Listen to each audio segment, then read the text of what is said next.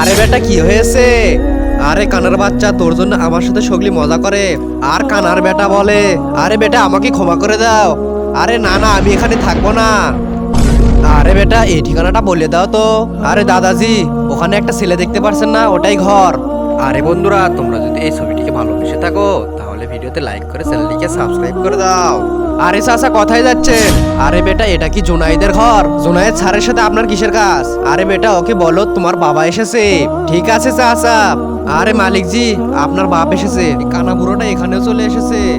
আরে ওই কানা বুড়োটাকে বার করে দাও। যে মালিক, চাচা আপনার সাথে জুনাইদ স্যার দেখা করবে না। আরে বেটা কোনো সমস্যা নাই, এই চিঠিটা তোমার স্যারকে দিও আর বলো যখন সময় পায় পড়তে।